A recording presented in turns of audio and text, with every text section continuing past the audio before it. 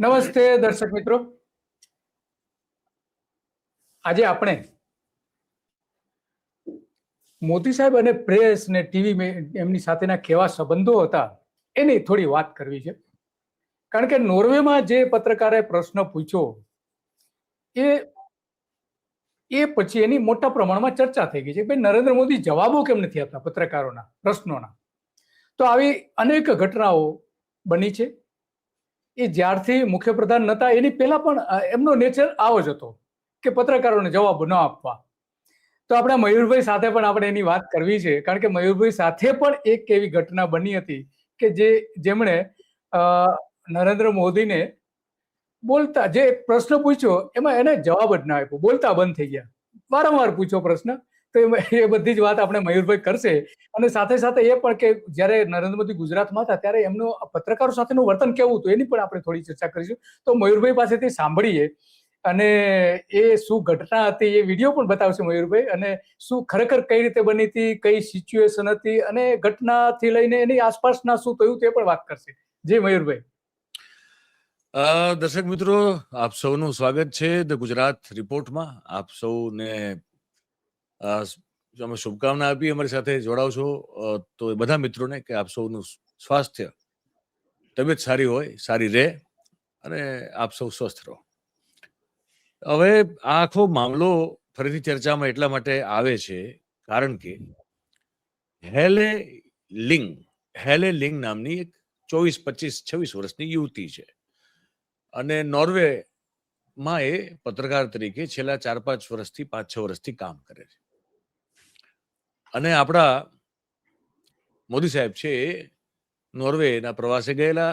આપણે સૌ જાણીએ છીએ કે નોર્ડિક કન્ટ્રી જેને કહેવાય, હે ને, સ્વીડન, નોર્વે, નેધરલેન્ડ્સ, આ બધા નોર્ડિક કન્ટ્રીઝ કહેવાય.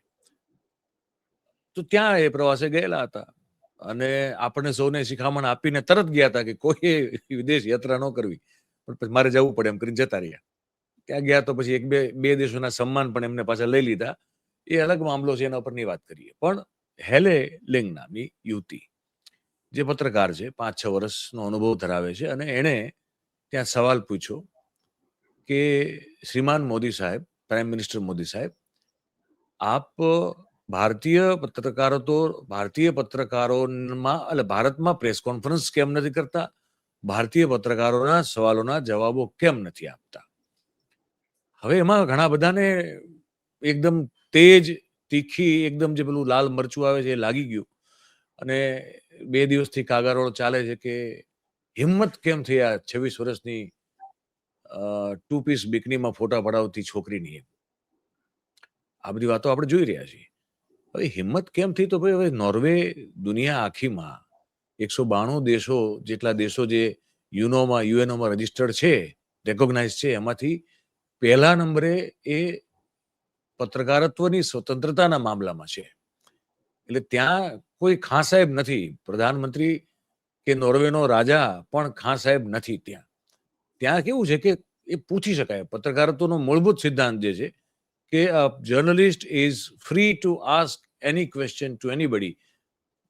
હા, શરત શું છે કે એ સવાલ એનો વેલ રિસર્ચ અને લોજિકલ ને રેશનલ હોવો જોઈએ. એમને ખાલી પૂછવા માટે, કંઈ પણ પૂછવા માટે આપણે ગુજરાતમાં તમે દિલીપભાઈ ઘણા બધા પત્રકાર મિત્રો જોયા છે જે પેલા ખાલી ચણો વાગે ઘણો વાળી કહેવતને ચરિતાર્થ કરતા હોય છે. એની વાત નથી કરતા. જે લોકો બેઝિકલી સિરિયસ જર્નલિઝમ કરવા માંગે, પત્રકારત્વ કરવા માંગે, તો એને એ અધિકાર છે, જે નોર્વેમાં છે, પછી નેધરલેન્ડમાં પણ છે, સ્વીડનમાં પણ છે. આ બધા ટોપ 10 કન્ટ્રીઝમાંના છે જ્યાં ફ્રીડમ ઓફ પ્રેસ એ સર્વોપરી છે. એટલે એ જે 26 વર્ષની જે યુવતી છે, મહિલા છે, એને એવી સમજ નથી કે ભાઈ અહીંયા આ સાહેબ સવાલનો જવાબ આપવા માટે બનેલા જ નથી એમ. કારણ કે અમે તો હું ને દિલીપભાઈ ને અમારા જેવા કેટલાય જે મિત્રો જેને પ્રયાસો ક્યારેક સવાલના જવાબ મેળવવાના કર્યા, એ સૌને ખબર છે, અનુભવ છે. નરેન્દ્રભાઈને કોઈ સવાલ પૂછાય નહીં, પૂછો તો જવાબ આપે નહીં. એમને એ જ સવાલ પૂછો જે એમને ગમે છે તો તમને જવાબ મળે. એમને જે નથી ગમતો એ સવાલ પૂછો, અથવા એમાં જેમને નથી જ બોલવું એવો સવાલ પૂછો, તો એ તમને વિજય દ્વિવેદીને તો હેલિકોપ્ટરમાંથી બિચારાને હેઠે ઉતાર્યા હતા, એવું કર્યું હતું. એટલે ઉતરતા. હા. રાજદીપને મારા ખ્યાલથી એકવાર બસમાંથી હેઠે ઉતારી મૂક્યો હતો. અને મારી સાથે સ્થિતિ થતા થતા રહી ગઈ હતી એમ. કારણ કે એટલા માટે કે એ સવાલ મેં જયારે પૂછ્યો ને ત્યારે અમે ઢસા કે બાબરા ઓલમોસ્ટ પહોંચી ગયા હતા. એટલે મેં સમજી વિચારીને પૂછ્યો હતો કે ચાલુ બસમાં કોઈક જગ્યાએ મને વચ્ચે ન ઉતાર દે. કારણ કે પછી શું હોય કે તમે જયારે કોઈ નેશનલ ચેનલના બ્યુરો ચીફ હો તો કંપની તરફથી તમને ટેક્સી પ્રોવાઇડેડ હોય છે. હોય ટેક્સી તમે જયારે નરેન્દ્રભાઈ મુખ્યમંત્રી હતા ત્યારે પણ તમે જો એમના સાથે પ્રવાસ કરતા હો તો તમારી ટેક્સી કિલોમીટર 2 કિલોમીટર પાછળ હોય, એ કાફલામાં ન હોય. એટલે તમારે પછી રોડ ઉપર તડકે ઉભા રહીને રાહ જોવી પડે કે તમારો ટેક્સી વાળો ક્યારે આવશે અને તમે ક્યારે ગાડી ભેગા થશો. એટલે મેં પૂછ્યો એ સવાલ જ્યારે જેનો જવાબ એમને ન આપ્યો ત્યારે અમે ઢસા અથવા બાબરા બેમાંથી એકમાં અમે એન્ટર થઈ ગયા હતા. એટલે પછી હું સહી સલામત પછી રજેડા વગરનો ઉતરી શક્યો હતો. પણ સવાલ તો મેં પૂછેલો હતો જે એમને એ વખતે જવાબ આપવો નહોતો, તો મને પણ નહોતો આપ્યો. હવે એના મીમ બધા બહુ બનેલા છે છેલ્લા 3-3 વર્ષમાં. એ જે હું વાત કરું છું, જે વિડીયો એના અલગ અલગ જગ્યાએ લોકો અલગ અલગ રીતે પોતાની રીતે વાપરે છે મીમમાં. અને વાયરલ પણ વારંવાર થાય છે. યસ. હા, એ થાય છે વારંવાર, એ બરોબર છે. પણ પોઈન્ટ એ છે કે સવાલના જવાબ ન આપવા એ નરેન્દ્રભાઈની મૂળભૂત પ્રકૃતિ છે. અને એમાં એમને ક્યારેય કશું ખોટું નથી લાગ્યું કે ભાઈ હું ખોટું કરી રહ્યો છું.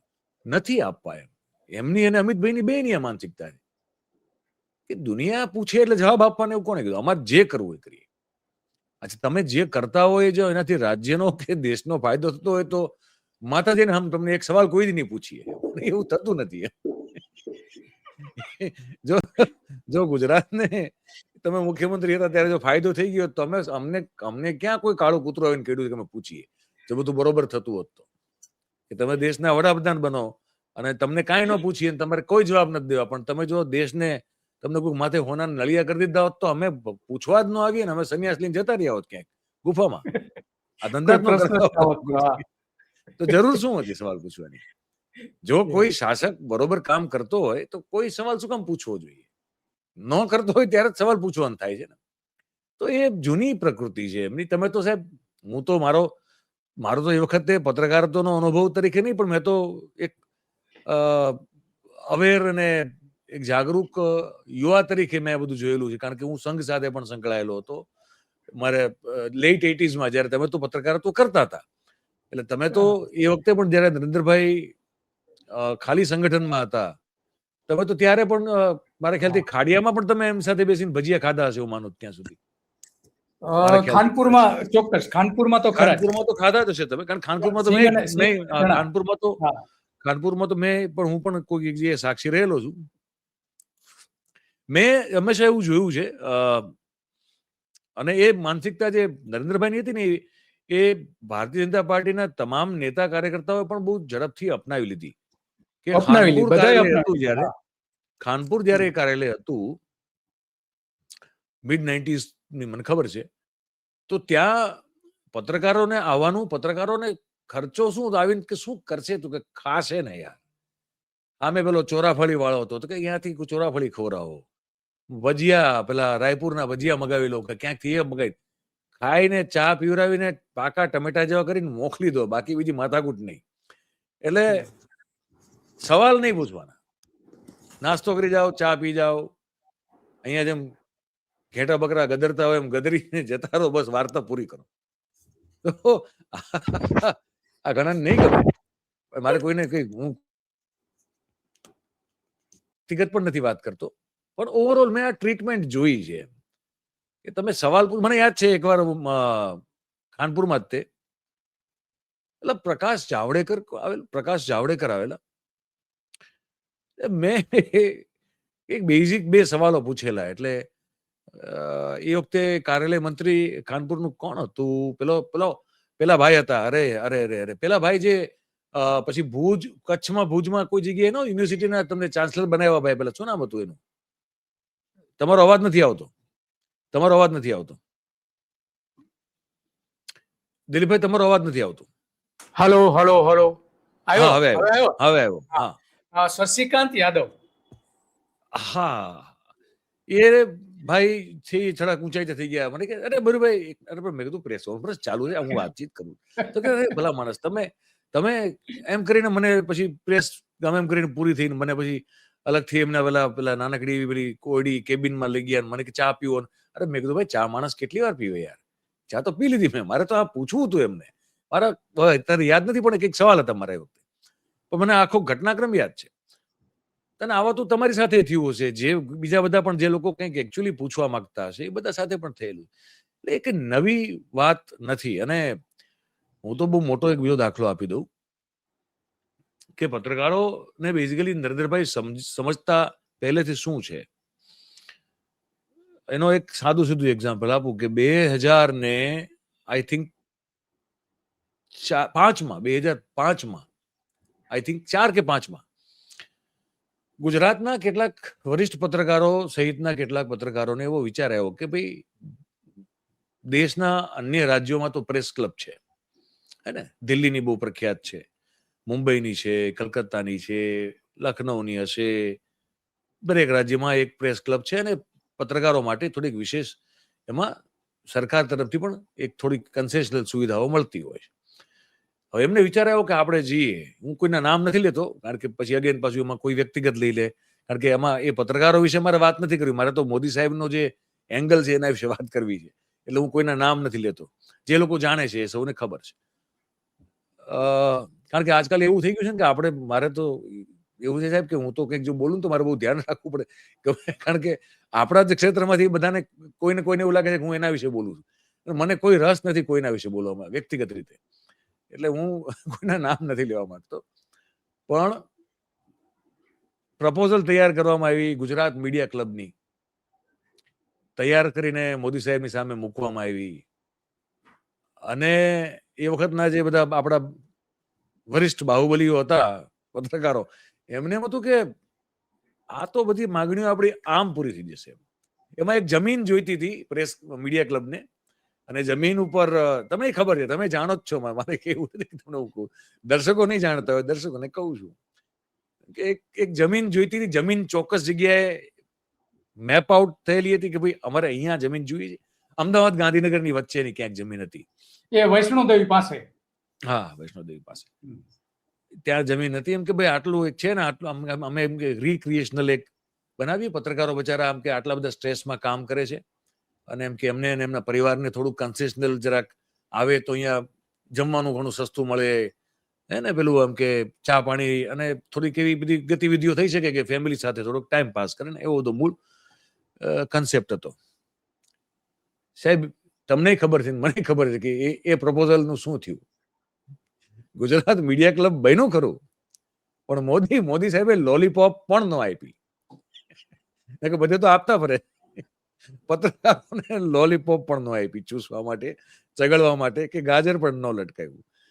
અને એ ગુજરાત મીડિયા ક્લબ આજે તે ભાડાના મકાનમાં કોઈ ને કોઈ જગ્યાએ ચાલે છે વર્ષોથી. અને એ અચ્છા મજાની વાત છે કે ગુજરાત મીડિયા ક્લબના, અચ્છા મજાની વાત, ગુજરાત મીડિયા ક્લબના જેટલા પણ પ્રમુખો કે બધા પદાધિકારીઓ રહેલા છે એ કોઈ એન્ટી એસ્ટાબ્લિશમેન્ટ નથી, એ બધા જ પ્રો એસ્ટાબ્લિશમેન્ટ પત્રકારો છે. હું કહું છું અગેન કોઈના નામ નથી લેવા માંગતો. અને છતાં પણ સરકારે કોઈ દિવસ એમનું સાંભળ્યું નથી. એટલે પત્રકારોને સાહેબ, પત્રકાર શું છે તો કે દિવાળી ઉપર સ્નેહ મિલનના નામે બોલાવરાવો, તમારી આસપાસ પેલા ગોળની આસપાસ જે માખીનું ઝુંડ ફરે એમ પત્રકારો ફરતા હોય ફોટો પડાવવા માટે. અને સેલ્ફી તો જે વખતે તો સેલ્ફીનો જમાનો નહોતો, પણ ફોટોગ્રાફી તો લોકો ફોટો પડાવે ને વિડીયો શૂટ કરાવરાવે ને. નરેન્દ્રભાઈ આમ સ્નેહ મિલનમાં આમ આ કાઉન્ટરથી ચાલતા પેલા કાઉન્ટર આખો સી આકાર આખો પૂરો કરે ને પછી એ સૌરભ પટેલ ને બધાની સાથે જમવા બેસે ને પછી લોકો ધન્ય થાય. આ બધા દ્રશ્યો જોયા છે આપણે. એટલે નરેન્દ્રભાઈ માટે પત્રકારની કોઈ વેલ્યુ નથી, કોઈ હેસિયત નથી, અને એ પહેલેથી નથી. એટલે એ હેલે લિંગને જવાબ ન આપે, હેલે લંગને કે એ ન આપે તો ન આપે છે. એને કોઈ દિવસ સ્વતંત્ર સવાલોના જવાબ તો ક્યાં આપેલા જ છે. તો નવું શું છે એમાં? નવું કશું જ નથી. તમારે જોવું હોય તો હું તમને દેખાડી દઉં છું, મેં સવાલ પૂછ્યા હતા જેનો, અને તમારે એનો પરિપ્રેક્ષ સમજવો હોય તો એ પણ દેખાડી દઈશું. આ હતું મેં જે એક ઇન્ટરવ્યુ હતો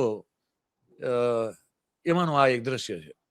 अब आपसे पूछना कि इस स्थिति में आपके बारे में ये लगातार कहा जाता है कि अब भाजपा की ओर से अगर आने वाले समय में इस गुजरात चुनाव के बाद अगर कोई प्रधानमंत्री पद के बहुत ही सबल उम्मीदवार हैं, प्रबल उम्मीदवार हैं, तो वो मोदी साहब होंगे. इस पर आप ये कहा जाता है आपके बारे में, लेकिन आप इसके बारे में क्या कहते हैं?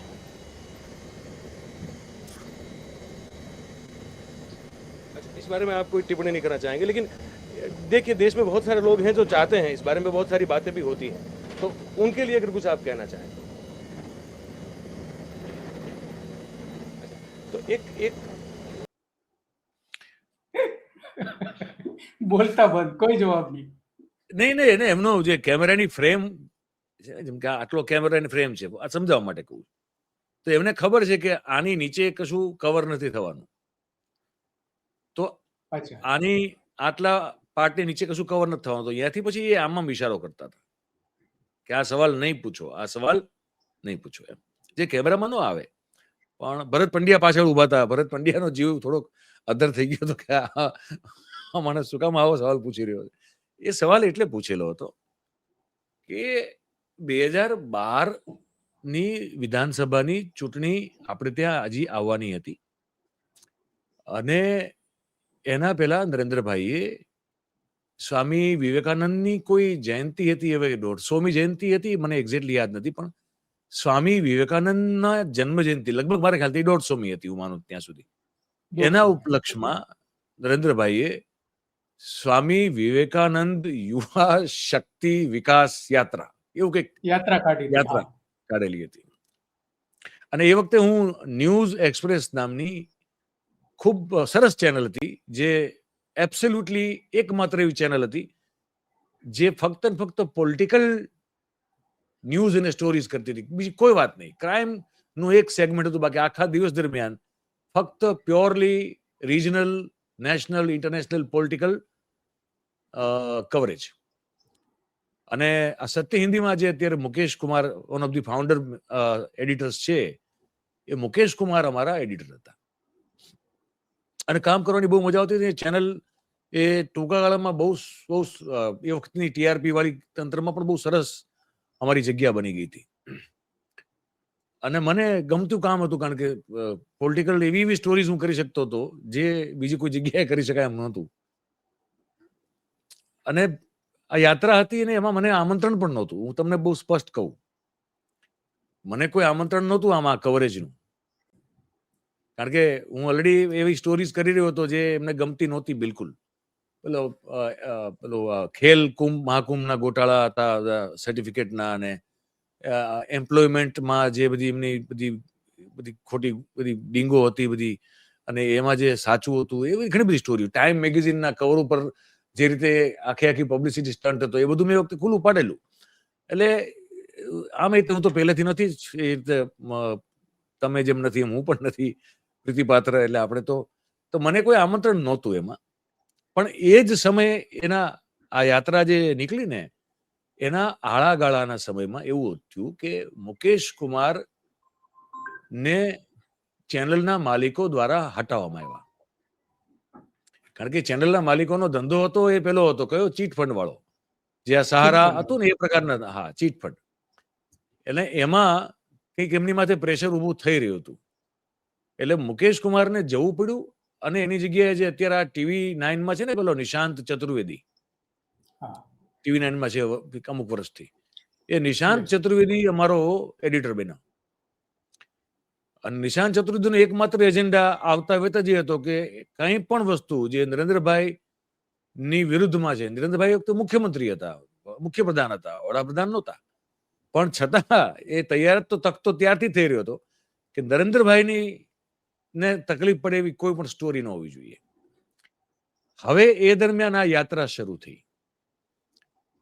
અમારો એડિટર બદલાઈ ગયા, આ નિશાંત ચતુર્વેદી એડિટર થઈને આવી ગયા. અને મને યાત્રામાં કોઈ આમંત્રણ નહોતું, મારે કઈ સામે પડીને કોઈ ઇન્ટરવ્યુ કરવો નહોતો, કારણ કે મને ખબર હતી કે મારે જે પૂછ્યું મને જવાબ મળવાનો નથી. એટલે નિશાંત ચતુર્વેદીનો મને રાત્રે 8, 8:30 વાગે ફોન આવ્યો. અમારી એ વખતે બ્યુરો ઓફિસ હતી વસ્ત્રાપુરમાં અને 2 MB લાઈન સાથે બહુ સરસ સેટઅપ હતું.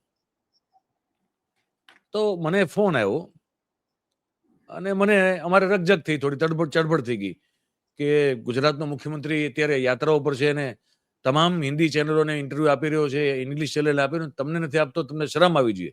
અરે મેં કીધું શરમ મને નહીં, મેં કીધું એમને આવી જોઈએ કે મને નથી આપતો ઇન્ટરવ્યુ. મારે તો પૂછવા જ સવાલો, પણ એ જે કે છે એ તો પૂછવાનું નથી. હું મારા પોતાના સવાલો છે, ગુજરાત રાજ્યના લોકો તરફથી મારી પાસે પૂછવાના સવાલ ઘણા બધા છે, પણ જવાબ નહીં આપે. મને કે નહીં ગમે એમ કરો પણ ઇન્ટરવ્યુ તો લાવો, તમારે ઇન્ટરવ્યુ તો લાવવો પડશે. એટલે થોડીક પછી વાત પેલી ચર્ચા ઉપર આવી ગઈ. ઇન્ટરવ્યુ તો લઈ લઈશ, એમાં ના નથી. એટલે મેં રાત્રે 9:30 આસપાસમાં ભરત પંડ્યા, આપણા ખરા ભરતભાઈ, એ આખી પેલું નરેન્દ્રભાઈનું બધું જોતા હતા એ વખતે. એટલે મેં ભરતભાઈને ફોન કર્યો. મેં કીધું ભરતભાઈ આમાં એવું છે કે તમે જાણો છો, બધા મને ઓળખે સારી રીતે કે મને કોઈ રસ નથી, પણ મેં કીધું ભાઈ મારે લેવો પડશે ઇન્ટરવ્યુ, એટલે હું અત્યારે નીકળું છું, તમે ક્યાં પહોંચ્યા? તો પણ મયુરભાઈ મને કે મને સાહેબને પૂછવા તો મેં કીધું તમારે જોવાનું, તમે સાહેબને પૂછો ન પૂછો, તમારે જે કરવું એ કરો, હું અત્યારે હમણાં રાત્રે નીકળું છું, તમે ક્યાં પહોંચ્યા મને કહો. તો મને કે અમે પાલીતાણા અત્યારે રાત્રિ વિશ્રામ નાઇટ હોલ્ડ ત્યાં કરવાના છે. મેં કીધું હું સવાર સુધીમાં પાલીતાણા પહોંચી જાઉં, તમારે મારી જગ્યા વચ્ચે ફિક્સ કરી દેવાની જવાબદારી તમારી ભરતભાઈ, હું કઈ ન જાણું. એમ કરીને હું રાત્રે 11:30 વાગે મારા ગાડી, મારા ડ્રાઈવર ને મારા કેમેરામેન લઈને નીકળો. સવારે 5:30, 6 ની આસપાસમાં અમે પાલીતાણા પહોંચ્યા. ભરતભાઈ અમારી કોઈ એક જૈન ધર્મશાળા હતી, એમાં અમને નાવા ધોવાની, ફ્રેશ થવાની વ્યવસ્થા કરી દીધી હતી, અમે કરી લીધી. પછી ભરતભાઈને પૂછ્યું કે ભરતભાઈ વાત થઈ ગઈ ને, ક્યારે વારો આવશે?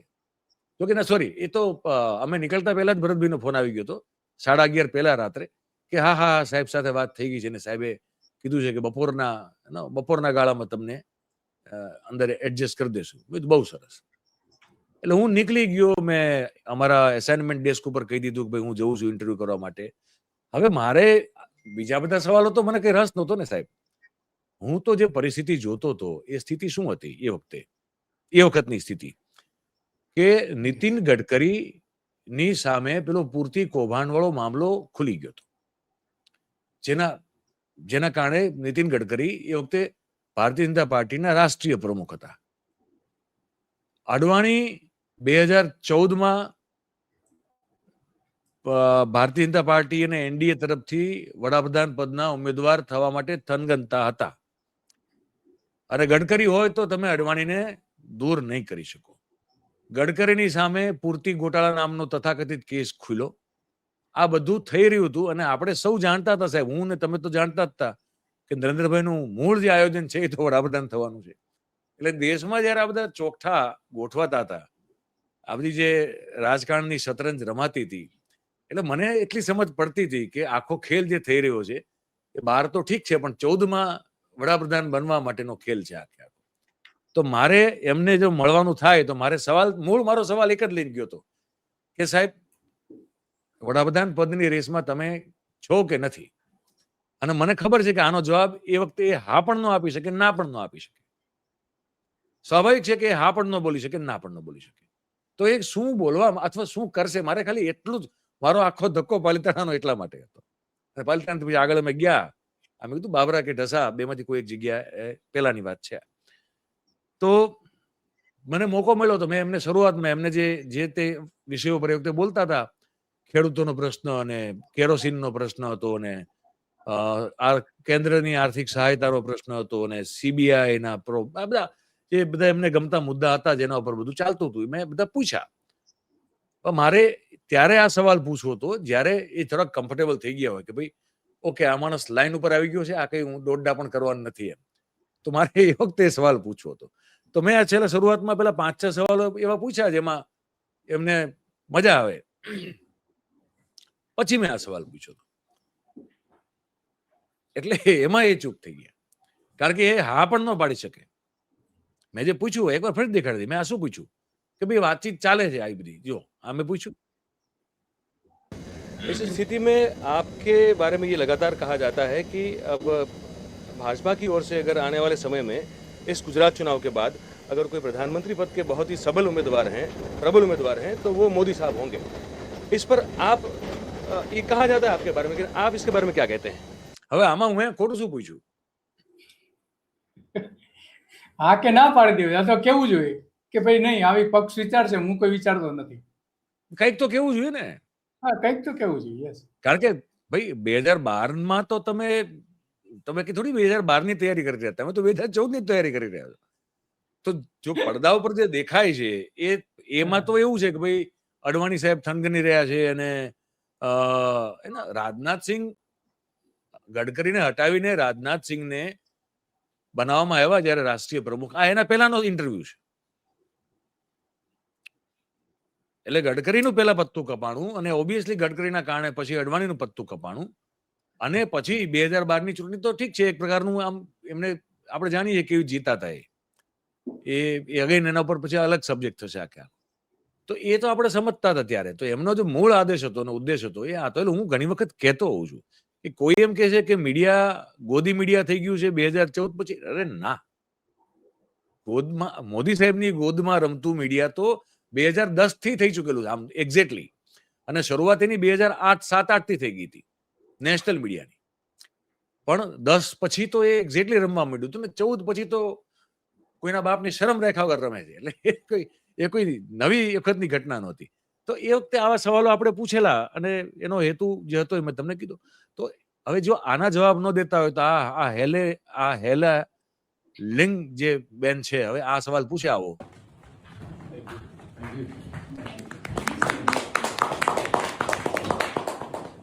Prime Minister Modi, why don't you take some questions from the freest press in the world? Prime Minister Modi, why don't you take questions from the freest press of the world? વિશ્વના સૌથી સ્વતંત્ર media અથવા press તરફથી આપ સવાલો કેમ નથી લેતા? તો નથી લેતા ભાઈ, ક્યાંય નથી લેતા. ક્યાંય નથી લેતા. હિસ્ટ્રી નથી લેતા. એમાં નવું શું છે? અને અચ્છા, બીજું હું તમને કહું, હવે આ ઇન્ટરવ્યુ મેં કર્યો, હવે ઇન્ટરેસ્ટિંગ પછી થાય શું તમારી સાથે. આ ઇન્ટરવ્યુ મેં કર્યો, હું એ પેલું જે બાબરા કે ઢસા જે આવ્યું મને મેં કીધું યાદ નથી, પણ જે આવ્યું ત્યાં હું નીચે ઉતરી ગયો. નીચે ઉતરીને પછી મેં મારી ટીમ સાથે હું બેઠો અને કોઈ એક ધાબા જેવું ગોતીને થોડોક છાંયો બાયો ગોતીને અમે લોકોએ પછી મેં લેપટોપ ખોલ્યું ને પેલું ડોંગલ હતું એ ભરાવીને પછી એ વખતે તો એફટીપી કરવાની હતી તો મેં આખો ઇન્ટરવ્યુ અપલોડ કર્યો, ચેનલમાં મોકલો.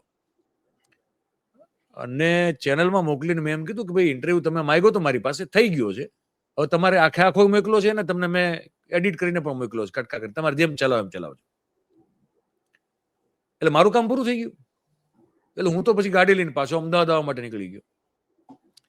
તો બીજે દિવસે ખબર પડી કે ઇન્ટરવ્યુ ચાલ્યો નથી, ચાલવાનો નથી.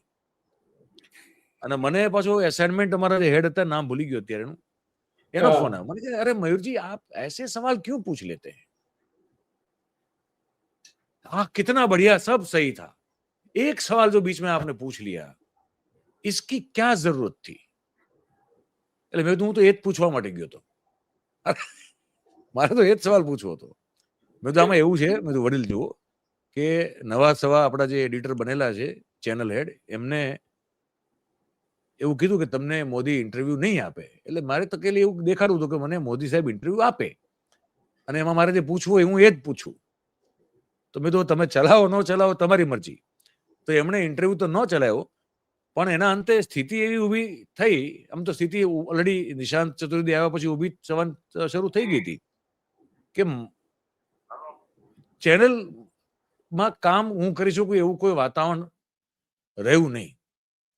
એટલે એ ચેનલ 2012 આઈ થિંક 2012 વિધાનસભાની ચૂંટણી પતે એ પહેલા જ એ ચેનલ મારે છોડવી પડી, કારણ કે સ્થિતિ અને આખું વાતાવરણ આખું એવું ઊભું કરી દેવામાં આવ્યું કે એમાં આપણે રોજ લોહી બળતા, આપણે કામ કરવા માટે સાહેબ 24 કલાકની જગ્યાએ તમને કહું કે 26 કલાક કામ કરીએ, પણ લોહી ઉકાળા કરવા અને ખોટું ટાંટિયા ખેંચ ને બધું આપણને મેં જિંદગીમાં કર્યું તમે જાણો છો, અને મને ફાવતું મારે કરવું નથી ક્યારે.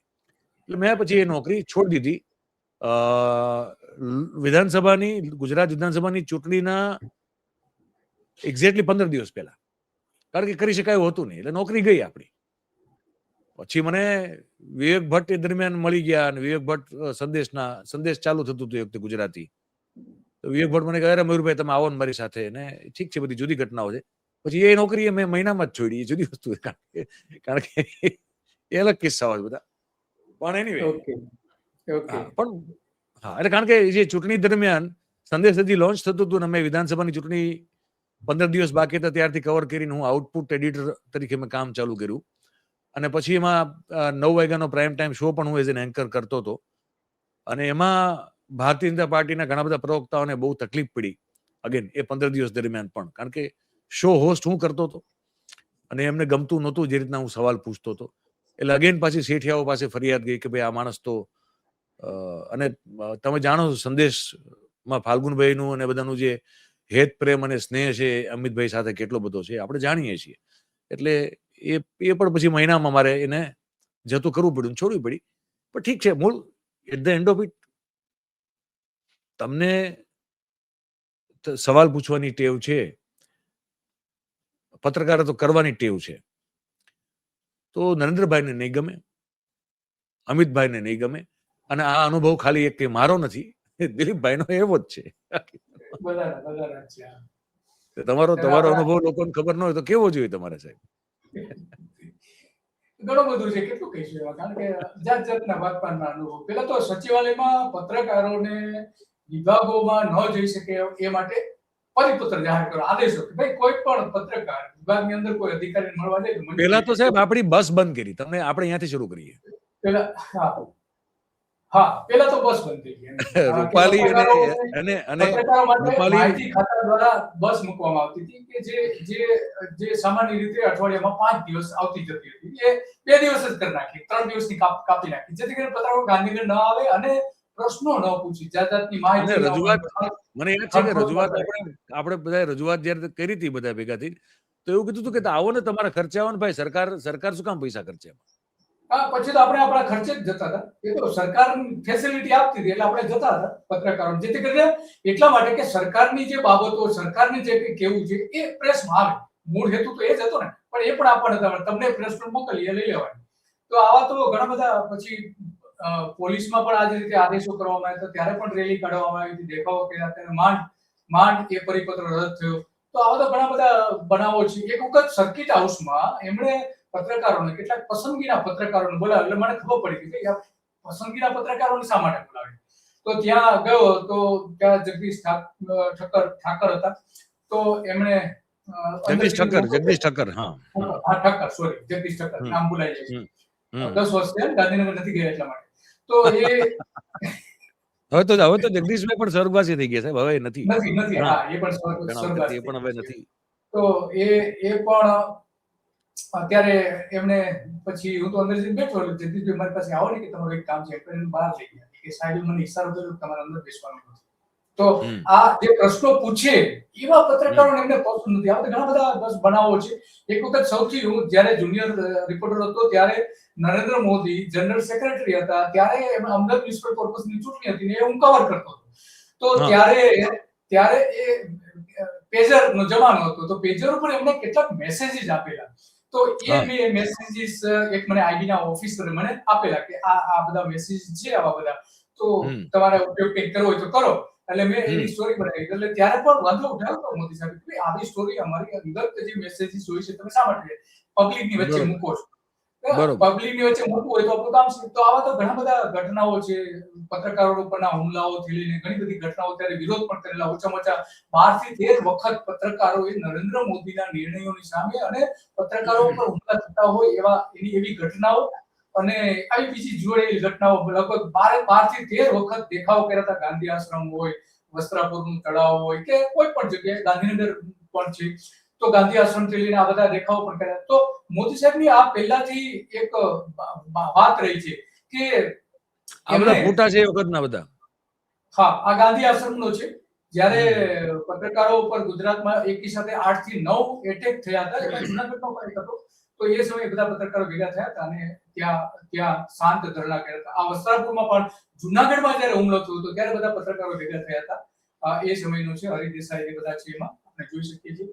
અને આ ગાંધી આશ્રમમાં બીજી વખત જ્યારે દેખાવો કરવામાં આવ્યા હતા એ સમયનો છે. તો અમારું પસંદગીનું સ્થાન ગાંધીનગર ગાંધી આશ્રમ હતું. ત્યાં જઈને અમે ધરણા પર બેસી જતા હતા. 5 થી 6 હવે તમે ન જઈ શકો ત્યાં. હા, હવે ત્યાં જઈ શકાતું નથી. ત્યાર પછી નરેન્દ્ર મોદી વડાપ્રધાન થયા, પછી રૂપાણી જ્યારે મુખ્યપ્રધાન થયા, અને એ સમય દરમિયાન જે અલગ અલગ પ્રકારના પત્રકારો ઉપર જે હુમલાઓ જે થયા હતા અને પછી વિરોધ કર્યો હતો, એ સમયનું આ એક બેનર છે કે જે બેનરમાં આ રીતે બનાવીને પછી મૂકવામાં પણ આવ્યું. તો આવા તો ઘણા બધા આ ફોટો સાહેબ, આ સમજાવો લોકોને, દર્શકોને ફોટો. આ જે છે 1985માં કોંગ્રેસની સરકાર હતી, ત્યારે કોંગ્રેસની સરકારમાં માધવસિંહ સોલંકીની સરકાર હતી, ત્યારે ગુજરાત સમાચાર જે સળગાવી દેવામાં આવ્યું હતું આદેશથી, કેટલાક પોલીસથી. અત્યારે પોલીસ જે અત્યાચાર કરે છે એ અત્યારે ભાજપના રાજમાં થાય છે એવું નથી, કોંગ્રેસના રાજમાં પણ આ રીતે અત્યાચાર. ગુજરાત સમાચાર સળગાવી દેવાના આદેશો આપ્યા હતા, સળગાવી દીધું. એમાં વેસ્ટર્ન ટાઈમ્સના એક ન્યૂઝપેપર ઇંગ્લિશમાં ચાલતું હતું, અને રામુભાઈ આજે ઉભા છે, રામુભાઈ પટેલ, કે જે એડિટર હતા, માલિક પણ હતા, અને એમણે બહુ સારા જર્નાલિસ્ટ હતા, બહુ સરસ, અને એટલું સરસ ઇંગ્લિશ હતું. એમણે ઇંગ્લિશ ન્યૂઝપેપર પોતે ચાલુ કર્યું, ગુજરાતનું પહેલું ન્યૂઝપેપર ઇંગ્લિશમાં. એ ગુજરાત સમાચારના નીચેના ફ્લોર ઉપર ચાલતું હતું, તો એ પણ સળગી ગયું હતું. તો આવી તો અનેક ઘટનાઓ છે કે માત્ર નરેન્દ્ર મોદી આવું કરે છે એવું માનવાને કારણ નથી. નરેન્દ્ર મોદી જે કરે છે એ જાહેર નથી થતું, છુપી રીતે કરે છે, અને એવા એમના આદેશો પણ હોય છે. તો આવી તો ઘણી બધી ઘટનાઓ છે મયુરભાઈ, અને આપણે ઘણી બધી બતાવી પણ શકીએ એમ છીએ, તો જેનો કોઈ અંત નથી. એટલી બધી બાબતો તો છે જ, પણ આ મહત્વની જે કેટલીક બાબતો હતી એ આપણે ચર્ચા કરી. પોઈન્ટ એ છે કે સત્તામાં બેઠેલા લોકો ઓછા વત્તા અંશે એમને સવાલો ગમતા નથી હોતા. નરેન્દ્રભાઈ નું થોડું વધારે પડતું છે. બાકી આમ જે ખુરશી પર બેસી જાય ને એને કોઈ સવાલ પૂછે નથી ગમતું. એટલે સવાલ ટાળવાના, હા, એટલે સવાલ ટાળવાના પ્રયાસો દરેકના અલગ અલગ પ્રકારના હોય. 85માં તો ગુજરાત સમાચાર સળગ્યું, એમાં વેસ્ટર્ન ટાઈમ્સ સળગી ગયું, બરોબર છે. કોંગ્રેસ પણ જયારે સત્તામાં હતી તો કોંગ્રેસને પણ કઈ એવું તો નતું કે બધા સવાલો પૂછે ગમતું હતું, કે ચીમનભાઈને પણ એવું નતું ગમતું હતું. ચીમનભાઈની સરકાર હતી ત્યારે પણ સવાલ ટાળવાના અથવા તો સવાલ ન પૂછે એના જે ઉપાયો અજમાવવામાં આવતા હતા એ દેખીતી રીતે બહુ બ્રુટલ નહોતા. નરેન્દ્રભાઈ કે નરેન્દ્રભાઈનું એવું છે, અમિતભાઈનું એવું છે કે 1, 2 ને 3 તમારે જે માનવું એ માનો, અમે નહીં આપી જવાબ, તો નહીં આપી.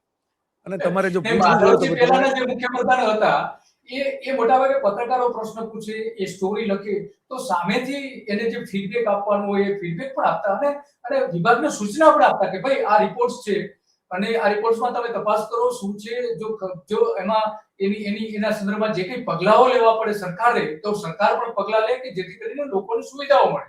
તો ત્યારે એવા એક્શન લેવાતા. અત્યારે તો એવું નથી બિલકુલ. અને કોઈ ન લખે આવું બાબતો એ પેલા થાય છે નક્કી. એટલે ભૂપેન્દ્ર પટેલ આવું કહેતા આપણને સંભળાય કે ભાઈ છાપાઓમાં અથવા મીડિયામાં જે આવે ટિપ્પણી તો એને સકારાત્મક લેવી અને એના ઉપર આપણું ધ્યાન ખેંચાય, તો કેન્દ્રિત આપણે ધ્યાન આકર્ષિત કરવામાં આવે તો આપણે એમ કે તો સારું છે, આપણી ભૂલ ને આપણી ક્ષતિઓ દેખ, આવું બોલે છે ખરા ભૂપેન્દ્રભાઈ? નથી બોલતા એવું નથી. તો બધા બીજા બધા કરતા સોબર છે, એટલું સારું છે બહુ. એટલા આમાં કેવું છે કે જો સોબર તો એમ તો સોબર તો વિજયભાઈ પણ હતા. એમાં એવું છે, હવે એમણે એટલે પ્રેસ સાથે કઈ રીતે ડીલ કરવું, ટીવી સાથે કઈ રીતે ડીલ કરવું, એનો તરીકો અગાઉના મુખ્યપ્રધાનો કરતા થોડું જુદી રીતે એનો અમલ કરી રહ્યા છે. સારી વાત છે. આપણે એવું ઈચ્છીએ છીએ, આપણું તો ખાલી એવું જ આપણી ઈચ્છા એવી છે, અને જે હોવી જોઈએ બિંગ એ જર્નલિસ્ટ, પત્રકાર તરીકે હોવી જોઈએ કે સત્તામાં કોઈ પણ બેઠું હોય, એ તમે બેઠા હો, એટલે ભૂપેન્દ્રભાઈ બેઠા હોય, હર્ષભાઈ બેઠા હોય, મોદી સાહેબ બેઠા હોય, શાહ સાહેબ બેઠા હોય, કોઈ પણ બેઠું હોય, કે કાલ ન કરે ને કાલ કોઈ ત્રીજું બેઠું હોય, કોઈ પાર્ટી બદલાઈ ગઈ હોય, જે હોય, પત્રકારનું કામ છે સવાલ પૂછવાનો. જે પેલી 26 વર્ષની છોકરી પણ આની માથે જરા બધા ટ્રોલિંગ ને બધું શરૂ થયું તો એને કીધું કે મેં કઈ નવું નથી કર્યું, મેં સવાલ પૂછવા માટે ને મારી તો એને માથે એવી દલીલ થઈ કે તને બેન ખબર તો હતી કે આ બ્રીફિંગ છે, બ્રીફિંગમાં સવાલ જવાબ નહીં થાય. તો કે પણ આ બ્રીફિંગ કેમ છે હું એ પૂછવા માંગુ છું, એ તો સવાલ છે ને મારો. કે સવાલ જવાબ કેમ નથી, બ્રીફિંગ જ કેમ છે, તો એ તો પૂછવાનો હક છે. તો ભાઈ પૂછવાનો હક તો છે ને ભાઈ, હે ને. ટોમી કે ટાઈગર જે નામના જે પેલા જર્મન શેફર્ડ કૂતરા છે ને, એ થવા માલ નથી. કૂતરાનો જે ડોગનો સ્વભાવ છે એવો છે કે માલિક એને કંઈ પણ કરે એ હંમેશા માલિકને વફાદાર હોય. એ કામ પત્રકારનું નથી. એ વફાદાર છે તો ખાલી ને ખાલી પોતાના પ્રોફેશનને, એના સિદ્ધાંતોને અને આ દેશના કે પ્રદેશના લોકોને અને એમની જે સમસ્યાઓ છે એના માટે વફાદારી હોય, બાકી અન્ય કોઈ પ્રત્યે વફાદારી ન હોય. એટલે આ તમને અમે 40 મિનિટમાં જે વાત દિલીપભાઈનું આજ કહેવાનું હતું કે આપણે આ કરવી જોઈએ, કે ભાઈ સાહેબને આદત બહુ જૂની છે અને સાહેબ શું સૌ સત્તામાં બેઠેલા લોકોની આદત છે બને ત્યાં સુધી સવાલનો જવાબ ટાળવા.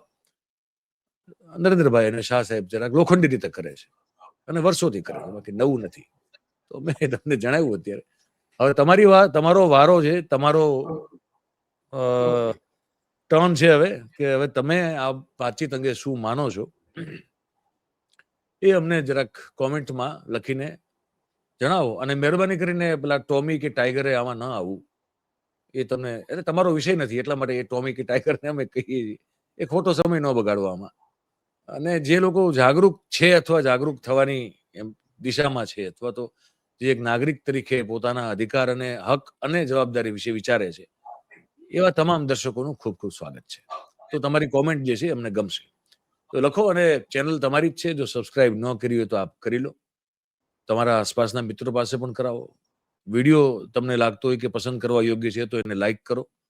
અને એની જે લિંક છે એ તમને લાગતું હોય કે અન્ય લોકો સુધી પહોંચાડવા જેવી છે આ વાતચીત, તો આની લિંક જે છે એને તમે શેર કરો. આપ સૌનો ખૂબ ખૂબ આભાર માનીએ અમે આ વાતચીતમાં જોડાવા માટે. Thank you very much. નમસ્કાર.